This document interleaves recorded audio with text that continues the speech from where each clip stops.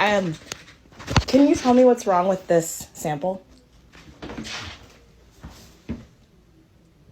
Oh my god, I'm sorry. Can you understand as a black woman why I would have a problem with that? Yeah, I can double check who. How could that be a mistake? Because this King, that's my last name, right?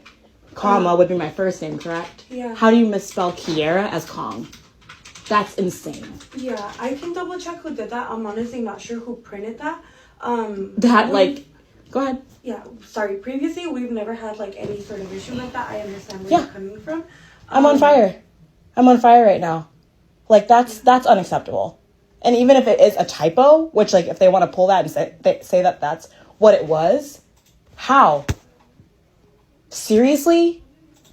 Yeah, honestly, I'm not sure how that happened. You know what I'm saying? Mm-hmm. So are you able to, like, go in and see, like who did it, what? Because was that in my chart? How does that happen? Let me double check. No, like that's not anywhere in the chart. I do see your name is listed, Kira King, which, let me see. Right. Like, that's, like, reportable. You know what I'm saying? Mm-hmm. Like, that's, like... Yeah, I'm so sorry about that. Let me just try to get more information, okay? I do apologize. Again, it wasn't me who, like, printed that label. I understand. I'm not sure how it happened. I understand. I cannot walk out of this office without raising that. Mm-hmm. You know what I'm saying? Yeah. Up as a concern, because what do you mean?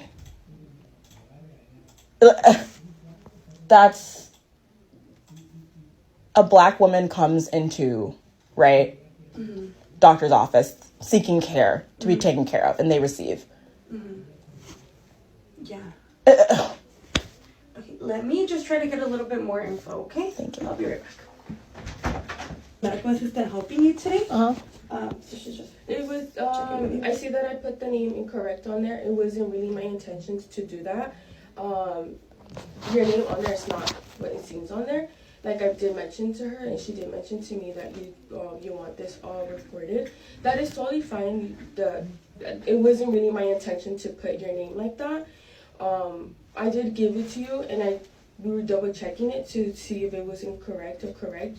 We didn't mention anything. We didn't double check anything. You said, have you done a sample like this before? Yeah, I done a sample, and then I gave it to you, and you went to the restroom. Correct. So why are you saying that we were checking the name?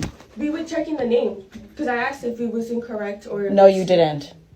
Okay, but... No, you did not. Okay. You said, we walked through the door. Correct me if I'm wrong, please. Correct me if I'm wrong. We walked through the door. You said, have you done a sample like this before? I said, no. And then, or I said yes, and then you said, okay. And then you opened the door. Right? And you opened the door and I gave it to you. Correct. Yeah, so when did we check the name? Then I gave it to you, and then like I said, it wasn't my intention. I literally just checked my computer just now to see the name, and I was like, I know why she's upset because I put the name on there incorrect. But like I mentioned to her, and I'm gonna mention to you, if you feel some type of way of how I wrote it and you want to report me, that is totally fine. But like I'm saying it to both of you, it was really not my intention to put that on there. So here's my thing. One, I don't understand how you could mistype something like that. I don't understand how you can write Kong instead of Kiera. How did you mistype that? I was typing. To be honest, I type really fast. I don't double check when I'm typing really fast. I did put your name on there, but for some reason it went to an error. But like I mentioned to you, it was in. So it autocorrected from Kiera to Kong. That's crazy. But and then additionally, what I have a problem with now is that you're straight up fabricating that we checked the name on the bottle when we did not. Okay. Did we check the name on the bottle? Like I said, for me, I did check it, and I checked it with you, but you... So you checked it. So you made a typo. You were typing really fast, and then you checked it, and then... No, I didn't check it. I just put it... So now you didn't check it. I didn't check it. I just... This is ridiculous. I'm done with this conversation. Okay, please give me her name, and I will report it. Thank you. I'll give you my name right now, okay? Hi, family. How you all doing? I hope you guys are doing very good. Welcome back again to my channel. My name is Olivia. So, family, it's 2025 and medical racism still exists. Yet, a lot of people of color, especially, experience medical racism, either from their white nurse or from their white doctors. You know, the fact that they think you are exaggerating whenever you're telling them your pains and then prescribing lesser pain relief because they think or they thought you can handle the pain is crazy. This is your job. You signed up for it. You signed up to be a medical personnel, right? Why not treat your patients with love and care? These are people who trust their lives in your hands, and instead of you to do your job and deliver it, you try to mock their predicament. And that is so crazy. Okay, a lot of lives, a lot of people have lost their lives because of ignorance from these white doctors and white nurses. Okay, I think I saw a video of a mom, a black woman who gave birth through C-section, and then the white nurse started making some comments, and then she called the calls because she wasn't feeling safe anymore, that she wants to leave the hospital, and the nurse told her that you can leave if you want to, but your baby stays. Like so you see, these are people that comes to you for you to you know for you to do your job. I would say for you to do your job, and you are just there um racially profiling them, and that is crazy. Okay, family, let's keep watching together. Okay, let me know what you think. Have you experienced medical racism, healthcare racism, whatever under medical racism have you experienced? Please share with us. We would love to hear your own thoughts. Okay, and keep watching. We'll come back after a while. In the United States, black newborns are 2 times as likely to die as white newborns during delivery.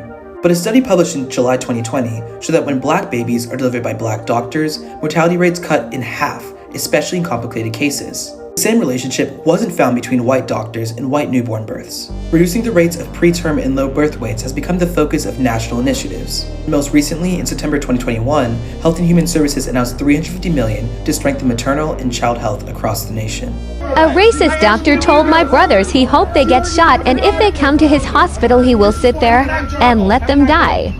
You say that for your bullshit? Have a nice day, sir. I hope I see you at the last laugh. I will have the last laugh. Go ahead. Hello. Hello, everybody. I asked them to move their car, and they wouldn't help the old doc here. You ain't gonna. I asked you to move your car, and So you ain't gonna help me if I get shot? There was no reason you couldn't help the old guy off. We get shot, man. He said he ain't gonna help us if we get shot. And he worked at a hospital. Hey, if I was you, I wouldn't even touch you. Come on, guys, just If I was you, I go. wouldn't even touch you. He said if Really? I happened to You get can shot, carry me all you want. I would suggest you record going to the bank and getting a job. That would help, wouldn't it? Go to medical school like my girls. You know what I'm saying? Just If go. I was you, Don't ever say that to Come on, somebody. I just No, no, want to no, go no, to no, sleep. right now. No, because you're saying Hold really on, hold on. disrespectful I will shit, pay you all bro. right You say now. really Please, disrespectful I'm shit not just cussing. because we Go don't get know. my It doesn't money. matter. Go get my money. We Go said get my no. money. We Go said no. get my money. We said Go get no. my money. All right. I will pay You know both of what? y'all. This is like one of the craziest things that I learned in healthcare as like a newbie healthcare worker, and just really like surprised me when you look at it this way. So like it's really well documented that medical racism poorly affects outcomes for Black and brown people. But what's really not often talked about, which is so shocking to me, is how it also negatively affects white people. So there was a study done where, kids come into the emergency room with like really suspicious fractures or really suspicious indicators for certain things that are going on in the home. I'm not going to say it out loud, so TikTok doesn't ban the video. But one of the things that's recommended is when kids come in with suspicious things, you do a skeletal survey because they may have a history of previous fractures and breaks that have gone unnoticed. Do you know that the Black kids in the emergency rooms and in the hospitals are getting screened appropriately when there's suspicion for something crazy that's going on in the home? And so, of course, the Black kids are being rescued out of these situations, or being given support out of these situations because the parents have been caught. No such luck for the white kids because the doctors and medical staff aren't screening at the same rates. They're not screening the white kids. So you guys can pause to read. There are way more examples of how wealthy people or white people are actually getting terrible care because of medical racism. So this just goes to show that racism in the medical field is not just affecting Black people. This is like one of the craziest things that I learned in healthcare as like a newbie healthcare worker. No, because racism hurts their own community too. And I believe this to be true with alcohol. Go back and watch our full video. It's very insightful. But what people don't realize about medical bias and medical racism is that it also hurts the white community. I previously worked in a med-surg unit, and currently I work in a psychiatric hospital. Between the both of these, I've seen so many Black and brown people get referred for alcoholism or referred because of a DUI. So often white people, especially like young white people, are overlooked for alcoholism. For example, one time I got a girl who was admitted to the hospital for being in a car accident. She had crashed her car into a tree. She told the police that she had a very young child at home and that she was just exhausted and fell asleep at the wheel. So I got the report, and me being a brown person, I'm like, oh, like what was her blood alcohol level? They were like, the police didn't take it. She got into a car accident because she was tired. So I'm listening to the ER nurse and I'm like, surely you did a tox screen. They're like, no, why would we do that? I'm like, because she got into a car accident.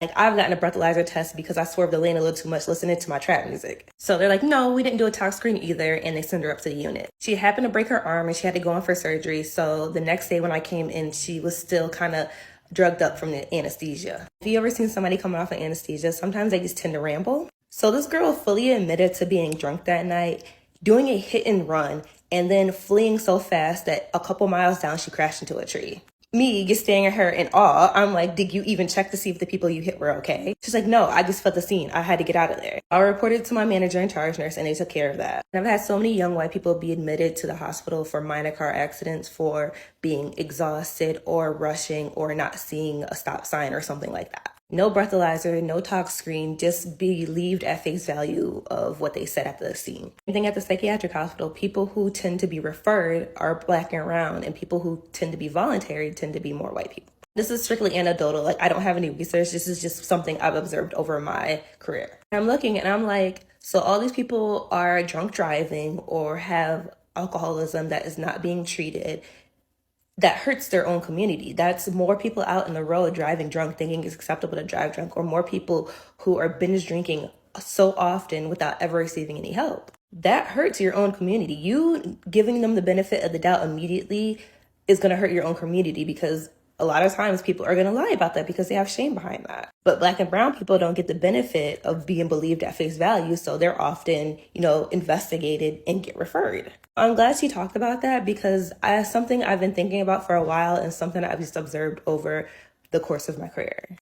So I apologize, but I'm going to have to rant now. I just fixed a lady's wrist who broke it, a bad distal radius fracture. If you know anything about medicine, you'll see this wrist is totally deformed. She was seen at our public hospital, Jackson Memorial, was told that she would get an appointment 2 weeks from then for a fracture. Folks, this is not a healthcare system that we can be proud of. We need to fix this. I had treated her daughter some years ago, and fortunately she remembered. She came. I saw her yesterday. I made a special trip today to take her to the operating room because this thing could not wait. All she needed was a procedure. It took me 39 minutes where I had to basically re-break or osteotomize the wrist distal radius and put this plate on. And now everything's corrected. Why couldn't this have been done 3 weeks ago?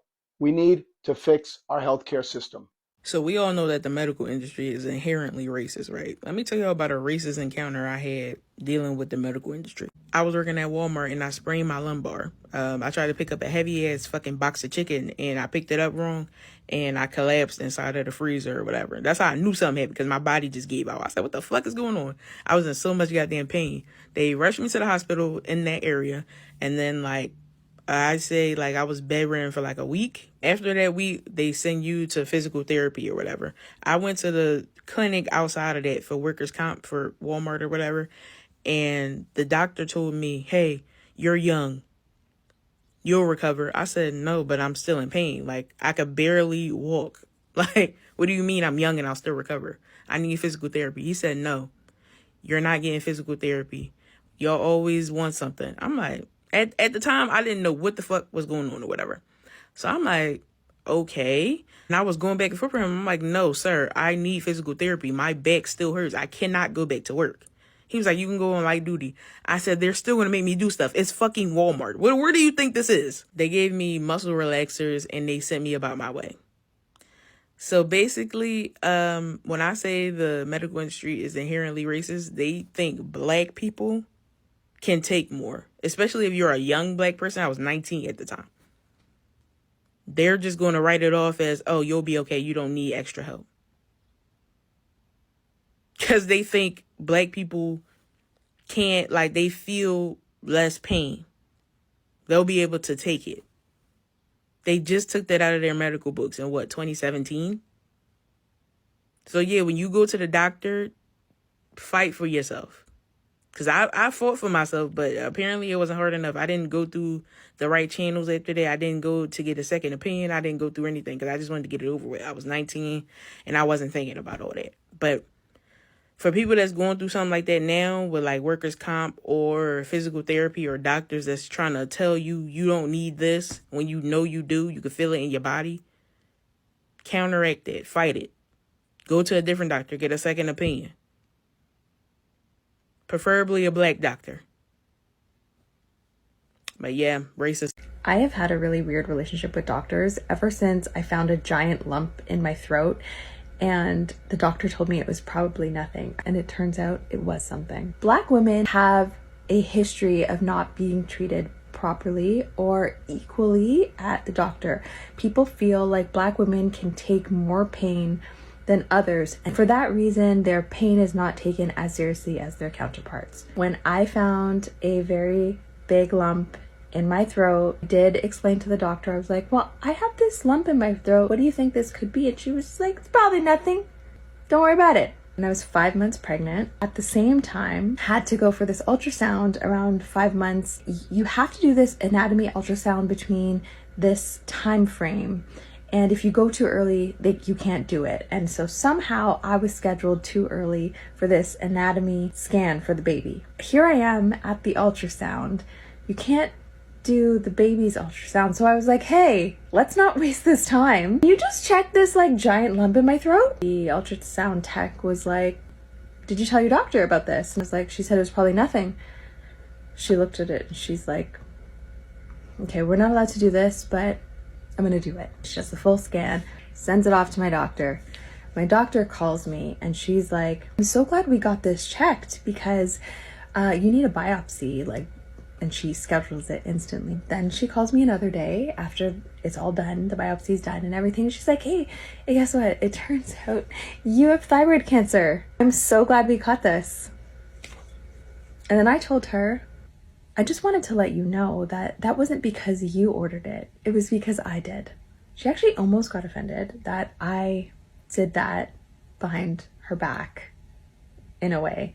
And she was like, you could have come to me again. I'm usually very generous when it comes to these types of tests. And I was like, hey, no offense, but I wasn't actually I wasn't doing this to you. Now I'm in this position of defending myself for doing it. I was trying to be efficient. Let's not waste this ultrasound appointment. I was 5 months pregnant with a huge thing coming out of my neck. It's like, why am I having 2 pregnancies? I have 2 balls growing on my... Anyway, I make light of this now because I've had so much time to process it. But at that time, I was like, I need help. She was really apologetic and she was really sad. And I could tell she was pretty mortified with herself. I'm totally okay with that because that just means that she'll take what people say more seriously. People don't take Black pain seriously. I'm just having too many encounters like this and it's just not okay. How much you have to trust yourself and you have to advocate for yourself. And if someone is not doing what you need or what you want, then go find a new someone. What were you thinking about when you got pregnant that you were not going to work? I'm just curious. This is so ridiculous to me, but it's also not surprising because there are so many, unfortunately, white nurses that have this God complex and are so racist towards people of color, especially Black women. Why does she feel like it's her right to be able to say whether or not that woman needs a note to be able to be on light duty? Clearly, if the woman is 8 months pregnant and she's stating that she's having pain, she's having issues, these things, regardless if her cervix is not opening or whatever, that has nothing to do with how she feels. And it costs you nothing to give the woman a note for her to be able to be on light duty so she is not killing up herself at work. It literally costs you nothing. I hope that lady is fired, her license is revoked, and she could never teach again. She can never practice again. Dark skin, long hair, bright colors? Oh, please. Oh. So today's pre-shift topic, we're talking about medical racism. It still exists. Let's not forget about it. In that video, Tia talks about medical racism from the patient's perspective, but this video is going to be pertaining to medical racism from the professional perspective. I'm here to tell you now. As a black woman in the South pursuing a degree in healthcare, if you are a minority or if you're black specifically like myself, you will experience racism in healthcare. It could come from your patients. It could come from your colleagues. But it is not a matter of if, but it is a matter of when, okay? I distinctly remember when that black dental student posted his class because he was like an HBCU or he had a high percentage of black students. All the comments were calling him a monkey, saying that they don't want a black person touching them and they would never want a black person to be their doctor. And I'm going to tell you that medical racism from the professional side, is very much alive. I have a friend who is in nursing school and he is a dark-skinned black male, and the things that he is experiencing within his institution brings me to tears in 2025. Classmates referring to him as Trayvon Martin, calling him a monkey, and of course when he takes it up to administration, all they say is there's nothing we can do and shrug their shoulders, but they know if it was the shoe on the other foot, if he was terrorizing other students that did not look like him, they would have kicked him out of that institution so quickly. And if you are interested in pursuing healthcare, it would be a great disservice of me to not use this platform to warn and to inform people that look like me what you are going to experience. And it's so crazy because I have MDs, medical doctors in my family that were born in the late 70s. So that means they went through their medical training in the late 90s, early 2000s. And even they were saying when they were doing their residency, patients would look at them and say, I don't want a black doctor touching me, in the early 2000s. And yet we are here in 2025 and it is still happening. And since we're here and I have time to touch on the topic, if you're a black medical student pursuing any form of degree in healthcare, you better know that you cannot act like your classmates. We cannot go into these clinical rotations not on our P's and Q's. You cannot act a certain way and you cannot talk a certain way in these classrooms and in these institutions because they are waiting. They are waiting for an opportunity to discipline you and to get you kicked out. Okay, TikTok. Oh, I did it. I was gonna live stream you guys, but I had some complications. But anyway, little guys here. Listen to this shit.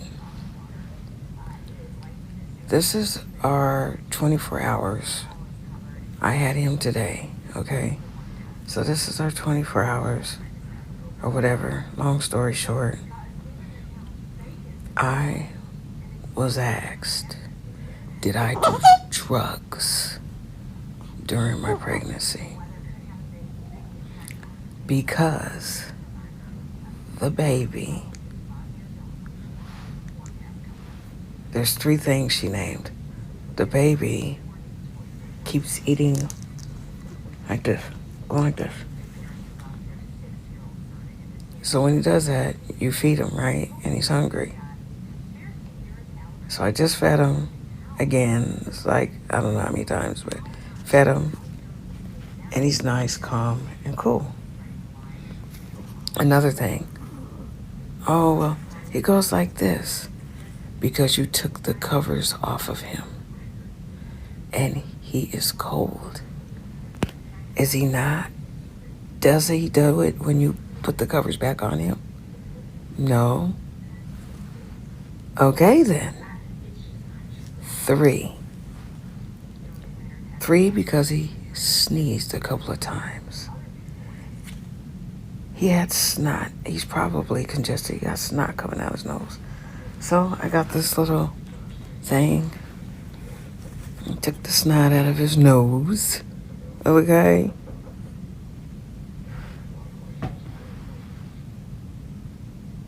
Are you fucking serious? Are you... I'm trying to... We can't be normal. We can't do shit, y'all. I mean, and I'm sitting here getting contractions. Every woman knows what it's like after they give birth. You hurt. You hurt. And they don't even want to give me any pain pills.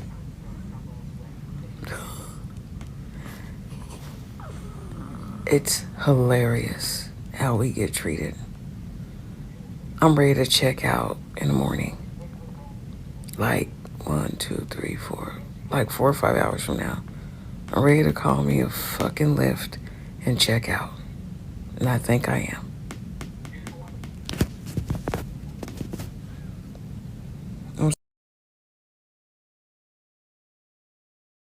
Medical racism? If you're sick, you're sick. What does race have to do with that? Racism has everything to do with how people are treated in the healthcare system. But my doctor isn't racist. Why should I care? Because your doctor isn't the entire healthcare system. Medical racism refers to systemic biases and discriminatory practices that impact the healthcare of minoritized communities. A study showed that 50% of medical students and residents had false beliefs about biological differences between black and white patients. False beliefs like black people's skin is thicker, black people's blood coagulates more quickly, or that black people have less nerve endings. Those who believed this provided less accurate care to black patients. Medical racism has deadly consequences, including high black maternal mortality rates. Black women are 3 times more likely to die during childbirth. In some places, as high as 7 times. And there are literally medical equations that treat black people differently. There's an equation that assumed that all black patients had better kidney functioning than any other race. All because of the false belief that all black patients have higher muscle mass, a lie that justified slavery. It's wrong, it's racist, and it made it harder for black patients to get kidney transplants. That equation finally changed only in 2021. You don't have to be a doctor or a medical student to care about this. Information about medical racism can save lives.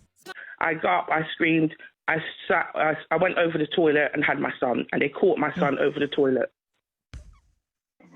To be honest with you, I do think it is a racism issue. As I screamed, these midwives came out, the ones who didn't believe I was in labour, they came out.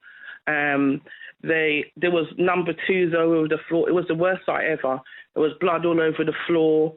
They came out and I had to walk with him because the umbilical was swinging between my legs. I had to walk with him. They cut the umbilical, but they had to leave the rest of it dangling over. I was in shock, absolute shock. Even when they brought my son out, I thought, who's that? And after all of that, you would think that they would really think, okay, we've made a lot of mistakes here. After that, they left it after birth for me. So within a week, I was back at the hospital because I had a shower and the afterbirth fell all over the floor in the shower. I was feeling dizzy. Racism doesn't mean that someone has to say something nasty and offensive to you. Racism is just being treated differently because of your colour of your skin. And when you've gone through it enough, you know when it's there. And as someone who has worked in and around maternity services for pretty much all of my life, can I just say how appalled I am, how sorry I am. You really didn't deserve that experience. The NHS in England says it's committed to making maternity care safer for all women. The government says it's invested 165 million in the maternity workforce and is promoting careers in midwifery with an extra 3,650 training places a year. An Indigenous woman live-streamed her own death while hospital staff mocked her. The video shocked Canada and exposed racism in healthcare systems even across North America. Joyce Echaquan was a 37-year-old Atikamekw woman, a mother of 7, and someone who knew something was wrong. She admitted herself to a hospital in Joliet, Quebec in September of 2020, complaining of severe stomach pain. But instead of being treated with care, she was stereotyped as drug-seeking and ignored. While hooked up to machines, Joyce began live streaming on Facebook. In the video, staff can be heard taunting her, calling her stupid, saying she made bad choices, and mocking her language and culture. She begged for help in her native Atikamekw language. She told them that she was in pain, but no one listened. Moments later, she died of pulmonary edema, a condition that with proper treatment could have been survivable. But Joyce's pain was dismissed. Her humanity was erased. The video sparked national outrage in Canada, but it also impacted and spread far beyond the States. I'm telling you, somebody needs to study what the hell happens in healthcare, because it attracts some of the most deplorable, horrible, racist, and more people on the universe. And I don't know what it is. And I think I wrote about it, or I'm gonna write about it. I'm just not sure. But all I know is, for some reason, when somebody has a job where they're considered like good for society or like a positive or something, they go overboard with negativity. They're just terrible people. A large percentage of my African American patients have someone that's there in the room, even though. Hey, Dr. J Mac. It's really simple. The reason a large percentage of your African American population has somebody on the phone or on FaceTime when you come in to do a history and physical is simply to bear witness. You, as a white male, do not have to worry about that, because you are going to get taken seriously. You're not going to face any racial bias, any racism, whereas African Americans, well, I don't need to go into the details, but I think you get it. Here's an example of how racist beliefs can even get passed down in medical textbooks. This is a picture from a 2015 nursing textbook. In the chapter about pain, it teaches nurses about common cultural differences that different ethnicities have. Jews apparently are more vocal and demanding of assistance. Black patients often report a higher pain intensity and believe that suffering and pain is inevitable. Hispanics apparently believe that pain is a form of punishment and that it must be endured in order to go to heaven. The list goes on, and these assumptions are not evidence-based and reinforce harmful stereotypes. But I'll give you one guess at what race wasn't on this list, reaffirming once again that in medicine, whiteness is the norm. Story time. So once upon a time, I was a brand new nurse. Well, not brand new. I was probably like 2-3 years in, whatever. But started in the emergency department, right? And I wanted to kind of spread my wings and decided to apply to the ICU, right? So on the phone with the manager, we're having an interview, chit chat, and talking about all my experience and blah, blah, blah. And everything was going great, right? Until I walked into the actual interview. Now, I noticed her entire tone was so excited during the phone call, and we just kind of went over all of the things and just, this is what you'll be doing, this is who you'll be working with, this is these are the resources and all the whatever, right? I was like, oh great, this sounds awesome, whatnot. Oh, we can't wait to meet you and all this. Oh, it was just a wonderful experience over the phone. Fast forward to waiting in the waiting area for the actual interview to start. Waited there for a good 30 minutes. So this was after someone came to me and said, oh, we'll be with you in a second, and went to go tell, I guess, the manager that I was out there. Super weird experience. But anyways, they came back finally and walked me to the manager's office, right? And so I get there and I take a seat and it began. She was like, you're Ray? I said, yes, I am. Hi, how are you? The whole, no smile, no nothing, just disgust. So I'm thinking, maybe she's just having a bad day. I don't know. Maybe it's just a bad day. So, during interviews, I typically like to ask questions. It's usually very comfortable, very much like a dialogue type situation, right? The same energy she had during the phone call, baby, that's not what this was, like, at all. To the point. I get done with my spiel, and she looks at me quietly, looks down at her paper, kind of like flips through, my resume. And she's like, so what exactly were you expecting to happen here today? Mind you, at that point, I was 2 weeks postpartum, just had like a C-section, and wobbled into that daggone interview, okay? So I I was picking up what she was putting down, and I asked her, do you mind elaborating on that question? Please. To which she says, well, we typically don't hire new graduates. And I'm like, doesn't my resume say like 3 years experience? And would require much more experience, in the ICU. And I'm like, babe, doesn't my resume say emergency trauma registered nurse? What? Baby, I package them up and send them to you, sweetheart, and manage them and hold them, mind you, when y'all don't have any beds. So, excuse you? So then she comes in with well, why should we hire you over someone else? By now, I was annoyed, so then I told her, the new grad you're thinking about hiring, she's going to quit in about 6 months. And all of that time that you wasted, could have gone to somebody who was experienced. And then on top of that, your staff will be really upset with you because they'll still be seeing their 3-to-1 ratio ICU nurses and still boarding patients unnecessarily because they don't have adequate help. And will be annoyed because now they had to train somebody who then quit because they couldn't take it anymore and it was just too much. But it's completely up to you how you want to play that game and how pressed you are. Either way, thank you for the opportunity and this experience. You enjoy the rest of your day. Got up and left. Called me back 30 minutes later to offer me the opportunity. Baby, please. What's crazy is that one of my colleagues was like, don't you go applying to their ICU. They don't want us up there. I guess I just had to see it for myself. What's funnier is that they hired the new grad and she quit in 3 weeks. But I don't know. Maybe this was just a one-off. Maybe it's not what I think it was. The microaggressions in healthcare are getting serious. Let's talk about it. I worked in the ER the other day as charge. I was running the unit, coordinating staff, and making sure everything was running smoothly. In the middle of the chaos, a physician walked up and said he needed the charge.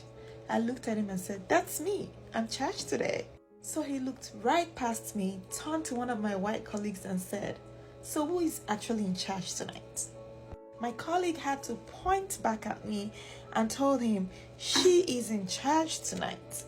The look on his face just screams, I don't look like leadership.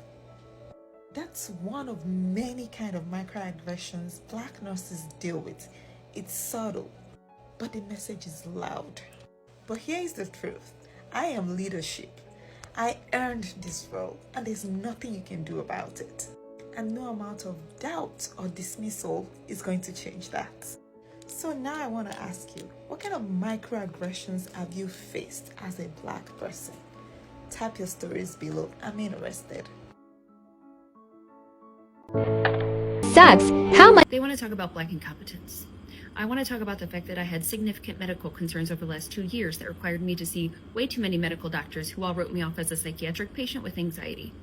8 total providers, 4 of which were white males, 0 of which were Black providers to be exact. And do you know which doctor was that decided to get on board without hesitation, without second thought, and listen to what I had to say and believe what I had to say and determine that I actually need brain surgery? That would be the 9th provider that I saw, who also happens to be a Black female neurosurgeon.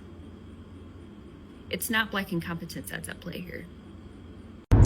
It's pretty sad that men and women of color can't even go to a doctor's office or a hospital without being recorded by a white Karen, especially in 2025.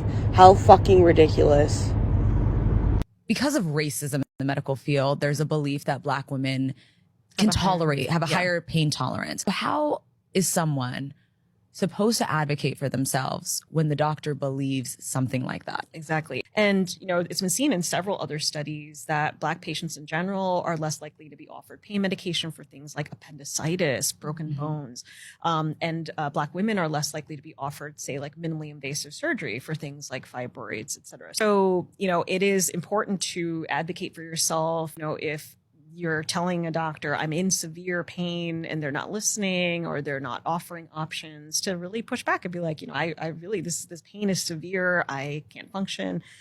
If you're in an emergency room, like I need some sort of pain medication. And if you have the option, if you're not like in an emergent situation, like to seek out a second opinion, if you're like, this doctor isn't listening to me, they're not believing me. Yeah. You deserve to be believed. Obviously there's oftentimes a physical problem. And so, you know, to know that you deserve more. When I tell y'all to come see y'all people in these nursing homes, nowhere did I mention that y'all should tell me how to do my job when y'all get there.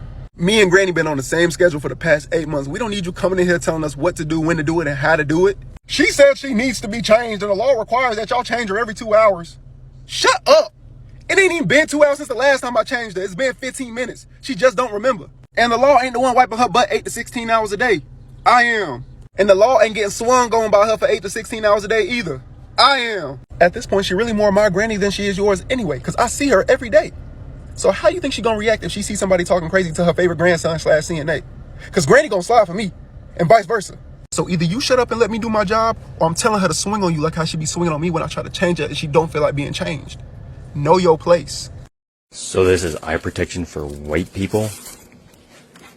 This is eye protection for Asian people. Here, let me show you.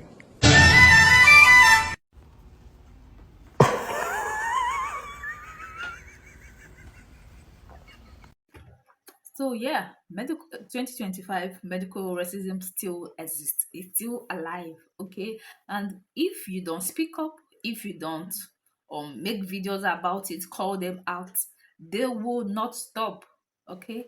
They will not stop, right?